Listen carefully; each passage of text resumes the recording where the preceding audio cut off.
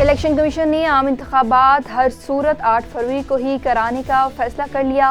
Chief election commissioner Sikandar Sultan Raja की ज़ेर सदारत खैबर पख्तूनख्वा और बलोचिस्तान में सिक्योरिटी से मुतल्लिक इलेक्शन कमीशन का अहम इजलास हुआ, जिसमें आईजी और chief secretary Khyber Pakhtunkhwa, IG Balochistan police और चीफ सेक्रेटरी बलोचिस्तान भी शरीक हुए।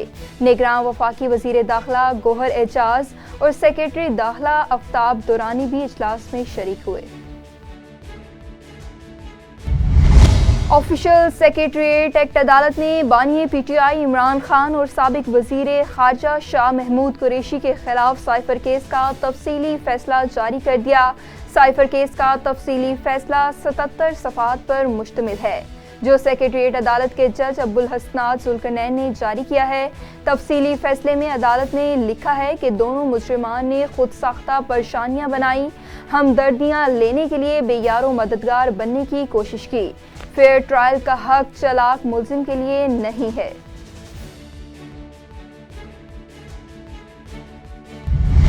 तर्जुमान दफ्तर खारजा ने कहा है कि पाकिस्तान को जिन दहशतगर्द अनासिर से खतरा है वो अफगानिस्तान में छुपे हैं। दफ्तर खारजा में हफ्तावार ब्रीफिंग देते हुए तर्जुमान दफ्तर खारजा मुमताज़ ज़हरा ने बताया कि ईरान के वजीर खारजा ने 29 जनवरी को पाकिस्तान का दौरा किया।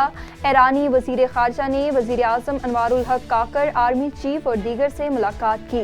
तर्जुमान ने कहा कि ईरान में पाकिस्तानियों का कत्ल गैर इंसानी है। पाकिस्तान और ईरान ने इस अमल की मजम्मत की है। कल इन पाकिस्तानियों की लाशें पाकिस्तान आ गई हैं। इस्लामाबाद वफाकी मुहतसिब एजाज अहमद कुरैशी की तरफ से federal government employees housing authority के खिलाफ शिकायत का जायजा लेने के लिए भेजी गई मुआयना टीम की तमाम सिफारिशात पर अथॉरिटी ने अमल दरामद करके वफाकी मुहतसिब को रिपोर्ट पेश कर दी, जिस पर वफाकी मुहतसिब ने हाउसिंग अथॉरिटी की तहसीन करते हुए कहा कि अवामुल नास को बेहतरीन सहूलियात फराहम करना सरकारी इदारों की बुनियादी जिम्मेदारी है। जमीयत उलमाए पाकिस्तान के साहिबजादे मोहम्मद जुबैर साहब पाकिस्तान पीपल्स पार्टी एन ने 220 के उम्मीदवार मोहम्मद वसीम राजपूत के हक में दस्तबरदार हो गए। जमीयत उलमाए पाकिस्तान पूरे पाकिस्तान में पीपल्स पार्टी उम्मीदवारान से इल्हाक कर रही है। जमीयत उलमाए पाकिस्तान अपने उम्मीदवार पीपल्स पार्टी के हक में दस्तबरदार कर रही है। मीडिया से गुफ्तगू करते हुए उनका मजीद क्या कहना था, आइए देखते हैं। जब PMLN के खिलाफ हो रहा था तो PTI कर रही थी, और PTI के खिलाफ हो रहा था तो PMLN। आप देखिए ना कि नवाज शरीफ साहब जो हैं, जब तक उनको हर चीज़ क्लियर ना मिले तो वो शासन करने के लिए तैयार ही नहीं है। वो इलेक्शन मुहिम शुरू करने के लिए तैयार नहीं थे। जिस दिन PTI का सिंबल छीना गया उसके बाद तो उन्होंने अपने इलेक्शन का शेड्यूल और अपने मंशूर का ऐलान किया है। तो इस तरह के सियासतदानों ने मुल्क को हमेशा परेशानी में लेके आए हैं, चाहे वो इमरान खान जैसे सियासतदान हो, चाहे वो नवाज शरीफ जैसे सियासतदान हो। इन लोगों ने इस मुल्क को प्रॉब्लम में लेके आए हैं। मैं आपको फिर बता रहा हूँ कि पीपल्स पार्टी तो कहती है कि भाई सबके साथ सब लोग इलेक्शन लड़ें, सब लोग कॉन्टेस्ट करें। हमें मज़ा ही तब आएगा जब किसी को शिकस्त दें। हमें कभी मज़ा नहीं आएगा कि किसी को हम बंद करके शासन करें। हमें तो मज़ा आएगा उस जीत का मज़ा ही तब है जब सब मैदान में हो और उस मैदान को बंदा मारे और उसको मैदान को जीते। तो पीपल्स पार्टी बिल्कुल ये इस चीज़ पर यकीन नहीं रखती। हाँ, ये माजी में PTI ने भी यही रवायत की। 2018 की अगर आप इलेक्शन देख लें, 2018 की इलेक्शन क्या थी? मैंने जेल से इलेक्शन लड़ी 2018 की। मैं जेल से अल्हम्दुलिल्लाह जीता। मोहतरम आसिफ जरदारी साहब 2 इलेक्शन जेल से बैठकर जीते हैं। तो पीपल्स पार्टी ने तो हमेशा इस तरह की चीज़ें सही हैं, और अल्लाह का शुक्र है पीपल्स पार्टी ने को अल्लाह ताला ने इतनी अल्लाह ताला की मेहरबानी है उस सहने के बावजूद जब भी इक़्तिदार में आई तो पीपल्स पार्टी ने वो रवैया मुखालिफिन के साथ रखा भी नहीं है। मुझे आप बताएं, आप भी इतने सीनियर साहब भी सारे बैठे हैं, कभी आपको पता है कि पीपल्स पार्टी ने यहाँ लोगों को गिरफ्तार करवाया हो, लोगों को अरेस्ट करवाया हो, मुखालिफिन के खिलाफ कोई एक्शन किया हो? पीपल्स पार्टी में किसी किस्म की कोई धड़ाबंदी नहीं है। सारी पीपल्स पार्टी अपनी लीडरशिप के अंडर वन अम्ब्रेला सब साथ हैं और सब एक छतरी के नीचे हैं। कोई धड़ाबंदी नहीं है। आपको इंशाल्लाह इलेक्शन के रिजल्ट बताएंगे कि peoples party day by day मजबूत होती जा रही है और peoples party day by day increase करती जा रही है। हमने अल्हम्दुलिल्लाह हमने लास्ट इलेक्शन में सीटें ज़्यादा जीती। हमने इस बार बगदादी इलेक्शन में पूरे सिंध में स्वीप किया। कराची का मेयर, हैदराबाद का मेयर समेत तमाम डिस्ट्रिक्ट काउंसिल और जितने भी टाउन के चेयरमैन वगैरह सब पीपल्स पार्टी के हवाले आए। तो अल्हम्दुलिल्लाह ये अवाम में पीपल्स पार्टी की पजीराई है, ये अवाम में पीपल्स पार्टी की मकबूलियत है। और इस इलेक्शन को भी इंशाअल्लाह ताला 8 फरवरी को आप देखेंगे कि तमाम लोग मिलकर, सारे पीपल्स पार्टी के वर्कर, सारे पीपल्स पार्टी के जाले, सारे पीपल्स पार्टी के अहदेदारान मिलकर जो है पीपल्स पार्टी को इंशाल्लाह ताला एक तारीखी कामयाबी से हम किनार करेंगे। जब मोहतरम आसिफ अली जरदारी साहब 2008 से लेकर 2013 में उन्होंने प्रेसिडेंट बने और पीपल्स पार्टी की हुकूमत थी, मुझे कोई एक सियासी कैदी का नाम बता दें जो कि जेल में हो, जो उससे पहले अदवार में जेल में तो वो भी रिहा हुए। मोहतरम आसिफ अली जरदारी साहब, मैं उन लोगों के नाम नहीं लेना चाहता, मुझे पता है कि जब 2008 में इलेक्शन हुई तो कौन कौन से सियासी रहनुमा कौन कौन सी पार्टियों के जेल में थे, उनको भी रिहाई मिली। तो पीपल्स पार्टी ने कभी भी सियासी इंतकाम पर यकीन नहीं रखा। हाँ, उसके बाद जब नवाज शरीफ साहब आए, उन्होंने भी चुन चुन के अपने स्कोर सेटल किए, उन्होंने भी लोगों को जेल में रखा। हम खुद जो है नवाज शरीफ साहब के दौर में जेल में गए, और फिर शौकिया इमरान खान साहब, उनको तो पूरे पाकिस्तान को जेल में भेजने का शौक़ था, उन्होंने भी यही हरकत की। तो ये मुल्क के लिए अलमिया है कि जो लोग जो हैं जब उनको इक़्तिदार मिलता है तो वो एक जो बदले की आग जो है ना वो उनको ज़्यादा तंग करती रहती है। अभी भी मैं समझता हूँ कि माजी से सबक ना ही PMLN ने सीखा है ना PTI ने सीखा है। दोनों जमातें आज भी यही चाहती हैं कि पॉइंट अपना जिन जिन लोगों ने भी कभी उनकी मुखालफत की है उनको वो फिक्स करें, मतलब वो क्लैश की पॉलिटिक्स चाहती हैं। जो इस वक्त सही पॉलिटिक्स पाकिस्तान में वो पाकिस्तान पीपल्स पार्टी कर रही है। चेयरमैन बिलावल भुट्टो ज़रदारी साहब जो कह रहे हैं कि जी नफ़रत की सियासत को छोड़ो, पुराने तर्ज सियासत को छोड़ो, पुरानी सियासत को छोड़ो, चुनो नई सोच को। वो चुनो नई सोच को जो कह रहे हैं वो चुनो नई सोच है क्या? वो चुनो नई सोच यही है कि बराए मेहरबानी लड़ाई झगड़े ना करें। अभी जैसे मेरे एक दोस्त साहब, आपके साफ़ी भाई ने सवाल किया कि मुस्तफ़ा कमाल जी बोले मैं आधे घंटे में पीपल्स पार्टी को फिक्स कर दूंगा। मैं लिए तो बहुत आसान है उसका जवाब देना, लेकिन क्योंकि मेरे लीडर का अहकामात हैं कि आपने क्लैश की पॉलिटिक्स नहीं करनी। जिस तरह कल उन्होंने कहा कि किसी के गिरफ्तार होने पे हम खुश नहीं होते, हम सेलिब्रेशंस नहीं करते। ये जमातें दोनों करती रही हैं एक दूसरे को गिरफ्तारियों पर भी और एक दूसरे को गिरफ्तार करवाने में भी बड़ा उन्होंने किरदार अदा किया। लेकिन पीपल्स पार्टी उस सियासत से बिल्कुल दूर जाना चाहती है। पीपल्स पार्टी उस पॉलिटिक्स में यकीन भी नहीं रखती और पीपल्स पार्टी नहीं चाहती कि आप आवाम को इन चीज़ों में उलझाएं। आवाम के बेसिक इश्यूज़ क्या हैं? अगर हम तमाम पॉलिटिकल पार्टीज आवाम के बेसिक इश्यूज़ को एड्रेस नहीं करेंगी तो लोग मायूस होंगे, लोग सियासतदानों से मायूस होंगे और खुदा न खास्ता लोग फिर इस पूरे सिस्टम से मायूस होंगे। तो इसमें इसका वाहिद हल है कि आप आवाम के पहले इश्यूज़ पे को फोकस करें। हम मजम्मत करते हैं जिस तरह पेट्रोल की कीमतें बढ़ाई गई हैं। मैं समझता हूँ कि ऑलरेडी इस मुल्क के लोग जो है वो पिसे हुए हैं महंगाई में, लेकिन अनफॉर्चुनेटली जो भी मुईशत की तबाहकारी हुई उसके दो मैन ऑफ द मैच हैं, एक है PTI और फिर PMLN की और PTI की नाकस पॉलिसियों की वजह से, उनके गैर तजुर्बेकारी की वजह से, उनके लीडरान के विजन ना होने की वजह से इस मुल्क में महंगाई के तूफान के तले इस वक्त अवाम पिस रहे हैं। पाकिस्तान किसान इत्तेहाद के पंजाब सदर ने हज़ारों किसानों के हमरा पाकपतन में NA 139 और PP 194 पर मुस्लिम लीग नवाज के उम्मीदवारों की हमायत का ऐलान कर दिया। मज़ीद तफसीलात जानते हैं तारिक महमूद कंबो के इस रिपोर्ट में।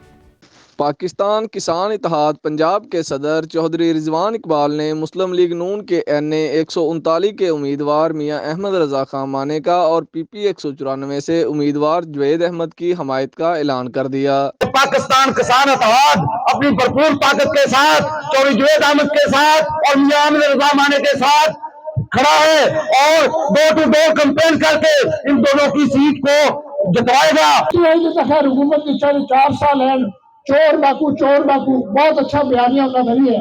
4 साल चोर डाकू खेलते रहे सारा, और आज तक ना किसी को फड़ा, जिन्होंने फड़ा वो सारे बेगुनाह होते बाहर आ गया। अल्लाह खैर कर दोबारा एक और हुकूमत आनी पई है जिन्हों खिदमत करने का शौक है। बस शेर ही थोड़ी तरक्की का जामिन है, मियां नवाज शरीफ ही थोड़ी तरक्की का जामिन है। अहले इलाका की बड़ी तादाद ने मियां अली इमरान होतियाना, डॉक्टर मोहम्मद शरीफ सज्जाद, जलाल अकबर होतियाना और अली इमरान रथ की क़यादत में पंडाल आमद पर कायदीन का पुरतबाक इस्तकबाल किया। हम दीगर सियासी लोगों की तरह नहीं है जो सिर्फ वादे करते हैं। हमारा काम है नेक नियति से कोशिश करना। मैं आपसे दरखास्त करूंगा कि 8 तारीख को शेर पे मोहरे लगा के आप अपनी मोहब्बत का अमली इजहार करेंगे और हम उसके बाद खिदमत करने के लिए दिन रात आपके पास हाजिर होंगे। अपनी मुकम्मल टीम के साथ पाकिस्तान मुस्लिम लीग नून को इंशाअल्लाह ताला 15 union council Rohtak union council से भारी अक्सरियत से जिताएगी। उम्मीदवार कौमी असम्बली मियां अहमद रजा खान मानेका का कहना था कि मुस्लिम लीग नून की हुकूमत बनने पर पाकपतन की तमीर तरक्की के नए दौर का आगाज होगा। कैमरा टीम के साथ Tariq Mahmood Kambo, special TV, Pakpattan. Chairman EU Pak friendship federation Europe हुकूमत पाकिस्तान की जानिब से तमगा खिदमत पाने वाले चौधरी परवेज इकबाल लोसर के लिए एक और एजाज़ मिल गया। इंडस यूनिवर्सिटी कराची की फैकल्टी ऑफ फ़लसफ़ा की जानिब से डॉक्टरेट ऑफ फ़लसफ़ा की एजाज़ी डिग्री से नवाजा गया। डॉक्टरेट की एजाज़ी डिग्री गवर्नर सिंध मोहतरम कामरान टेसूरी ने अपने दस्त मुबारक से दी। ओवरसीज़ कम्युनिटी की जानिब से चौधरी परवेज इकबाल लोसर को मुबारकबाद भी दी गई। अमीर जमात इस्लामी सूबा सिंध मोहम्मद हुसैन मेहनती ने कहा है कि जमहूरियत पर आज सरमायादारों, वडेरों और जागीरदारों का कब्जा है। आपको पढ़े लिखे बासलाहियत लोग आगे आते हुए इसलिए इंतखाबात में नजर नहीं आ रहे क्योंकि आज इंतखाबात रुपए और पैसे की नुमाइश बन गया है। इन ख्यालात का इजहार उन्होंने सखर में जमात इस्लामी के मरकजी इलेक्शन ऑफिस में मीडिया नुमाइंदान से बात करते हुए किया। इस मौका पर PS 24 और 25 के उम्मीदवार जुबैर हफीज शेख और NA 200 के उम्मीदवार इलामा हिजबुल्लाह भी उनके साथ मौजूद थे। उन्होंने मजीद कहा कि जमात इस्लामी एक इनकलाबी जमात है। जमात इस्लामी नबी करीम सल्लल्लाहु अलैहि वसल्लम के मिशन को लेकर चलने वाली जमात है। ये जमात आवाम की जमात है। जमात इस्लामी इस बात की अहलियत रखती है कि अगर हमें हुकूमत दी जाए तो हम मुल्क को बेहतरीन अंदाज से चला सकेंगे। सूबा सिंध के हालात को बदलना है, मुल्क के हालात को बदलना है। आपको मालूम है मुल्क जो है इस वक्त बेइंतहा मफलूज है। पाकिस्तान पे तकरीबन 80,000 अरब रुपए का कर्ज है और बैरूनी कर्ज भी एक बड़ी तादाद में हमारे ऊपर मौजूद है और इसको इस कर्ज की मईशत से अगर कोई जान छुड़ा सकता है तो जमात इस्लामी है। पिछले अर्से PTI की हुकूमत नहीं, PML, पीपल्स पार्टी सब ने हुक्मरानी की है और सब ने मुल्क को दबा के महफूज किया है और ये कर्जे के पैसे जो है हड़प कर गए। नए कर्जों की वजह से तरक्याती काम हुए, न स्कूल खुले, न कॉलेज खुले, न सड़कें बनी, न कोई और बड़े डैम बने, कुछ नहीं हुआ। आपको मालूम है बिजली का बहरान है, पानी का बहरान है, लेकिन आज तक जो है कोई डैम जो है नहीं बनाया गया। हब पुलिस की कामयाब कार्रवाई असले के जोर पर डकैती करके शहरियों से मोटरसाइकिल, नकदी, शनाख्ती कार्ड, ATM कार्ड बरामद कर लिया। 3 मुल्जिमान गिरफ्तार कर लिए गए। SHO हब सिटी मलिक जबार के मुताबिक hub river road मस्कत green city Karachi garbi के रिहायशी अमाद ने रिपोर्ट दी थी कि गुज़िश्ता शब अपनी मोटरसाइकिल पर आए और असले के जोर पर मुझे रोककर मेरी मोटरसाइकिल और परस जिसमें रकम 1500 रुपए जबरदस्ती छीन कर फरार हो गए। हब पुलिस की बरवक्त कार्रवाई 24 घंटे के अंदर मुल्जिमान का सराग लगाकर मुल्जिम बिलाल और गुल शरीफ उर्फ अड़ीका को गिरफ्तार करके मज़ीद तफ्तीश जारी कर दी।